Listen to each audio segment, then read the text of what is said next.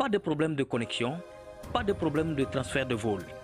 Avec l'agent de voyage Tempo Afrique Travel, c'est le voyage en toute tranquillité, en toute beauté, de votre maison jusqu'à votre destination. Votre satisfaction est notre plaisir.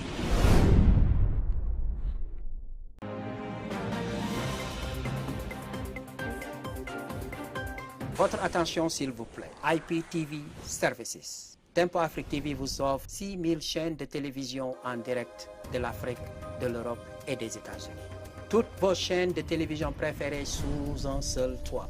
Pour des informations, appelez le numéro suivant +1 612 804 02 95 ou allez sur notre site web tempoafrique.com. Achetez maintenant $193 pour toute l'année, plus l'expédition et le TV Box.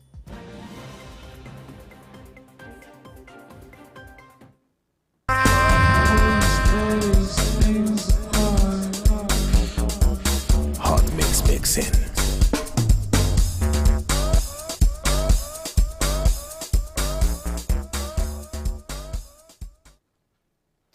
Happy Sunday, everyone. Welcome to Ellen Yamal Talk Show here at Tempo Africa TV.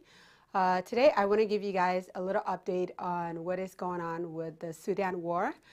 Just some brief updates of what is happening. So the war is still happening, and I know last time we touched base on it, it has just started and broke out, and it's been 2 weeks now.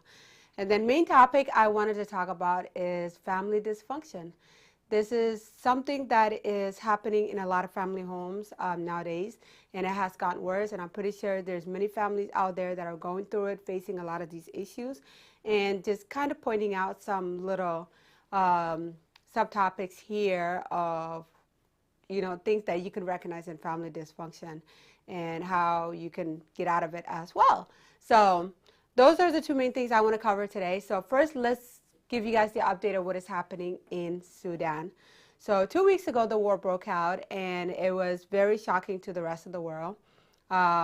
I mean, there's been conflict going on in Sudan, especially even during the time of the Civil War when Sudan was still a whole. Just to give a little brief history, and then 2011, then South Sudan gained independency of his own, and then the main Sudan, North Sudan, was left with Omar Bashir, and there were two other political parties that got involved and overthrown the actual president of Sudan, Bashir, and then the other two got into each other, and that was brought us today to the current conflict that is happening in Sudan. So when the war broke out, there was a lot of airstrike. They were destroying a lot of, you know, main spot, including airports as well. And many families were required to stay in their home. They could not go anywhere for a while until the ceasefire has slowed down. And it seems like it slowed down for a little bit in Khartoum, but then it picked back up again. So now in the main war land of Durman, one of the city near Khartoum, is where the major fights are happening right now between the two political parties. And in the meanwhile, in Khartoum and the rest of the city, there's a lot of other lawlessness that are happening in the street. So it's very devastating, and to see some of our friends, you know, in Sudan and other foreigners that are there, you know, writing their comments and, you know, condolences to them that have lost their family by far. And also, you know, just having to witness and to go through this tragedy in the country at the moment, and including during the holiday as well. So it's a very devastating time. And right now, all these lawlessness that are happening, there's been some rapes going on, killing in the streets, just, you know, militias attacking other people and citizens as well. So it has gone that far. So it's been a reckless moment in the street with, you know, there's no humanity right now at this point. And also going on, evacuation have started. So about 3,000 people have been evacuated out to 4 different countries, Djibouti, Japan, France, and United States of America as well. And majority of these are people that either work for the governments or the airstrike militaries, and the citizens of those countries have been evacuated out of the country. So about 3,000 people have been evacuated by far, and USA have evacuated majority of their government workers and also their military workers out of Sudan as well. And going on, there are been some headlines going on, so media start jumping in to cover the stories, what is happening in Sudan, and is now spread all over the world, and mainly UK. UK has been covering a lot of it, and including Al Jazeera as well. And you know, we're here to share some of the updates as well here at Tech for Africa TV, and so the whole world is aware of what is going on in Sudan. So things are very devastating, and many families in the foreign countries or the diaspora are working hard as well, trying to get their families to a safer neighbor country, especially out of Sudan at the moment. So there's been other crises that are on the rise as well, as far as, you know, the chaos in the street, the lawlessness in the street, and also the food shortages that is happening right now, and power shortages and water shortages as well. So things are going backward to complete poverty, and you know, taking people back to complete hardship as well. So there's been loss of power as people are not able to connect with their loved ones as easily as they could, to at least try to get them out of the country and try to find safety for them. And also the supply chain has been very difficult as well. One of the airport is to be avoided. Wadi Siadina is one of the airport that is to be avoided. And there's other airports that are being used right now to evacuate families and their citizens of their each countries as well. And the food that was supposed to be brought in to the people in Sudan that are facing a lot of the suffering and the food shortages right now are having difficulty getting supplies in. So, so there's been a couple of struggles with that as well. And so going back a little bit to the power struggle of Sudan between the two political parties. One was the prime minister, one was the other president that was elected to be the Sudan president after they overthrew President Bashir. So those two are fighting power over Sudan. So each had recruited their own military and also had help from some of the neighboring countries like Yemen, Saudi Arabia, and Israel as well. And also United States being included when they had made the deal in some of the political decisions in Sudan, and when it was still whole and became South Sudan and still in Sudan through United Nations. So some of the peace talks are being worked on. So they're working on trying to convoy the conflict and see how they can come to a solution as well. And the United States is very involved in this as well. So in the next few weeks, we'll get more updates and see how this, this power struggle comes to a conclusion, see who's going to take over, or is just going to be a full corrupt in the country. Or it's going to be another crisis in the country, or how they will find a solution to rule the country. So those are what the other outsider countries are looking to find a solution for currently in Sudan before it gets extremely devastated for the citizen as well. So those are the updates of what is happening in Sudan. So our condolences to the people of Sudan. Pray for Sudan. Hope that, you know, things resolve sooner than later and slows down as well. Now moving on to our main topic that we want to cover today, and I would like to share my thoughts and my opinion with you as well, is to talk about family dysfunction. So this is something probably many of us have experienced. Some of us are very fortunate enough to come from a very good family that, you know, are there for you and they are functioning. And there are some people that are very unfortunate to come from a very dysfunctional family. Now, this word family dysfunctional it always just sounds like a word, but we never really look deep into it in how it really affects us as human beings or just in our daily life. So you could, you could be in a family dysfunctional but not realize that you're in a family dysfunctional as well. A child could be going through some certain behaviors or change of lifestyle or can't fit in a social circle.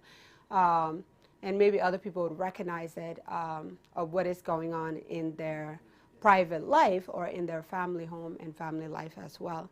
So a lot of those falls in the family dysfunctional. So it's kind of a hidden word with all of the characters and the behaviors that we don't see, we don't recognize right away. So I want to point out some of them with you guys with family dysfunctional, and maybe some of them could be experienced too. Things that I've seen, observed, and have experienced as well. So one of the first things to recognize in a family dysfunctional, first, what is family dysfunctional? It is about power and control. There is no family. What it means to be family does not exist in family dysfunctional. Everyone become individualistic. It's basically a survival jungle where the child is fighting for their own survival. The wife is fighting for their own survival. The husband is fighting for their own survival. Everyone is fighting for their own survival within that same parameter. So they're just a bunch of people that gave birth to each other and pretty much treat each other like strangers, So it's all about power and control. That's where the beginning of the family dysfunctional take place. And a lot of the signs that you'll see, is communication. There's lack of communication, When a little thing goes wrong or somebody makes a little mistakes, it becomes a big deal. You get blamed for it. There's a lot of condemnation. There's a lot of, like one perspective. It's mostly one perspective kind of an argument. So there's no two-side story. The one that has the power, if they are the one controlling the household and they are the abusive one or the wicked one, then the rest is hard for them to function under that kind of household or that kind of perimeter as well. And it's very sad and hard on the children as well, because children are not born with that kind of behavior or to become bad people. They become whatever they see. They become whatever they taught. They become whatever they hear, from their family. They become whatever their family becomes, And luckily, if they are very strong emotionally and, God protect them, they could come out of it okay. They could survive. They could recognize it. They could change the whole circle or cut themselves out of that family ties as well. So poor communication is one of the biggest family dysfunctional. There's really no two sides to the story. So the one with the power, the one that is dominant, says everything they wanted to say, and that's it. It is final. So the other part doesn't get to share their side of the story. So, which is really unfair. It's very unfair because every problem has two sides to the story. So in order to find a solution, both stories have to be told. Both sides of the story has to be told. So otherwise, if it's only one-sided, you can never find a solution. So it's just more dominant to the weaker one, or you can also say strong versus the weak, right?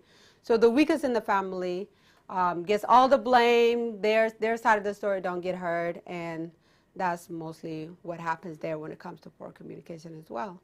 And also, words become weapons. So in a dysfunctional family household, so excuse us, it's really cold out here in Minnesota, so when the air gets really dry and so on, but don't worry, it's not COVID. Maybe just need water here and there. So, words become weapons, and when that happens, people use words to attack. So there's that verbal attack.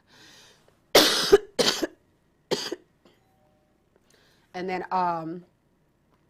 so there's that verbal attacks, and where somebody will use harsh words, and they have to use harsh words to intimidate you or to make you feel less of a human being, maybe. But and you know what they say, what comes out of your mouth is either you speak out death or you speak life into someone's life, right? So when somebody uses words to attack someone, it becomes verbal abuse, right? So in how we treat other people, we have to choose our word wisely as well. But in a dysfunctional family, words become an attack. For example, maybe they can use really strong words that it's not necessary to use, like you are the problem to this whole cause. You are outraged or anger management or maniac. Strong words like that. So words become a very powerful weapon in this whole thing. And lack of communication as well, or lack of emotions. So there's really no sense of emotion. There's no sense of empathy. You don't really feel sorry for anyone, really, in a dysfunctional family household. So there's just no lack of empathy. There's no compassion. There's no kindness. So there's no love. There's no love in that family household. And you know what they said? In a household where there's no love, you don't love your brother, there is no love. There's no going forward. There's no peace. There's no happiness at all, So it's just, you're dealing with your own emotions by yourself. You're dealing with your own problems by yourself. You're basically trying to find a way constantly how you can get out of every situation. And then if you can't get out of it and you end up being like them, then it just becomes a consistent fight, consistent battles, and consistent arguments. There is no rest. And where there is no peace, there's only chaos. And that's usually what happens when there's lack of empathy and there's no compassion and kindness as well. Because love itself is an act. It's an act of kindness. It's an act of compassion, having compassion towards others, and also, having grace towards others and being understanding, and having to be able to talk about inner things and inner thoughts and sharing their opinions as well on what is going on in their life. Even if it's just a simple thing as, how was your day? Or, how did your show go? How did your school went today? Simple things like that. That's giving that person a moment to open up and let it out. And it's just a huge relief, because even if they don't get a response, at least you show compassion to hear how their day went as well. Now, another one I like to add on to it is neglect and the blame and the abuse of children. Eventually, it leads to that. So where there is children in the house, the innocent one always gets blamed for everything, because the dysfunctional parents don't want to. They're over talking on each other. They're on each other's throat. So if anything happened or somebody did something wrong, they'll blame it on the children, the one that did nothing wrong. So that's another big sign to look forward to in a dysfunctional family home, is they blame the children for everything. And it's not fair for the children, because if the children continue to live in that kind of environment, there's no change. Eventually, they just become a part of it. So it becomes a continuous thing in the family household where they can't break away from it. They can't change it. It becomes who they are. It becomes a part of who they are. So I guess you would also say like a generational curse or a family curse. It takes someone very different from the family household to break that generational curse. Or otherwise, if you recognize all of that and you see that your family is not dysfunctional and you do not want to live in that environment, cut ties. This is where you cut ties. This is where you set yourself away from it. And there's many people. There's 7 billion all over the world. So you'll find people like-minded, people who have, kindness and compassion. Surround yourself with positive people. and you can build a whole new family with them as well. All right. So a dysfunctional family home, there is no such thing as family. They are not family. They are a bunch of individuals that are the same bloodline, fighting for their own survival, for their own rights, for their own safety, just until they are old enough to, you know, go live out on their own. And maybe some will carry it on and it'll pass on to the next children because they never confronted. They never actually realized how bad it is. Or they just got used to it. It became a habit and part of them to have power and control. So they're always going to create and want that in their life as well. So, but, you know, some of these things, that's why, you know, it takes a lot of prayers. It takes a lot of help. And, you know, God is everything. God is in control. And sometimes we have to seek, you know, to God to help us get through all of these things, you know, because some of these are very powerful spiritual warfare that we go through. And, you know, I wanted to bring this topic up today because it's very common in many American homes, whether you're black, white, African, Asian, especially in this society that we live in. It's very common, and it has grown to a much higher rate.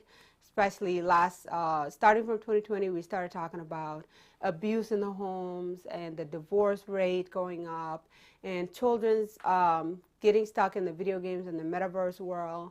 You know, parents being so busy, we're not constantly checking on each other, lack of communication, society shipping into social media, selfie world. All of those things are coming into play where dysfunctional is becoming a very common among families as well. Families are breaking apart because of the dysfunctional background. And some families is very unfortunate. I mean, stress kill. They get stuck and they commit suicide. It leads to a lot of those things. So, and from some of the personal experience I could share as well, I mean, it was a rude awakening to realize that, you know, when you've been on your own for a very long time and now you've come to a time where there's an inflation, all the economy went up, this is the time families are supposed to come together and grab each other's hand and try to survive this economy crisis as well financially, and also the dollar inflation as well. And when you have family, you guys come together, help each other, support each other, and survive through it. But discovering that you have a dysfunctional family, that is a one big rude awakening, and you just kind of have to either deal with the dysfunctional family and become like them. You don't come out the same, that is for sure. You do not come out the same. The longer you stay there, the more you are contaminated, and the more you get lost in it, the more you become like it. So the sooner you recognize it, how bad it is, get out of it. You rather go make friends, go make like-minded people that are kind and genuine, and, you know, survive with them in this time that we are going through as well. So that is our topic, and if this has resonate with you or has connect with anyone as well, you know, feel free to write your comments under this video, share your thoughts as well, or if there's something that I missed, feel free to add it on as well. And we're going to keep bringing up these topics every Sunday until, you know, somebody wants to come on and share their story, they want to share their thought, they want to share their opinion, or call in, and let's hear what your experience are, or what you have seen in this society as well. So thank you and have a wonderful week.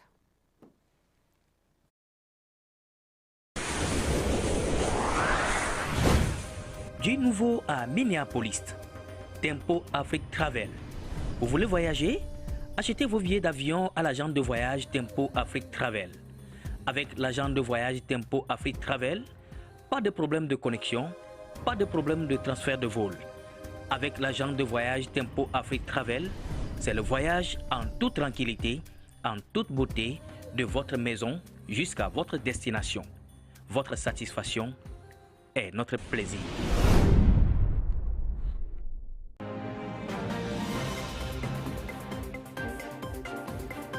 Votre attention s'il vous plaît. IPTV Services. Tempo Afrique TV vous offre 6000 chaînes de télévision en direct de l'Afrique, de l'Europe et des États-Unis.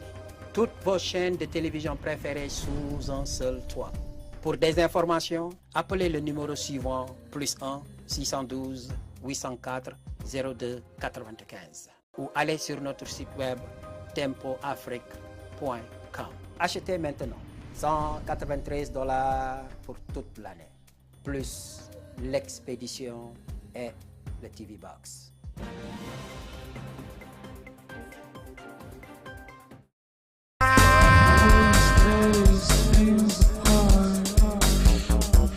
Hot mix mixing.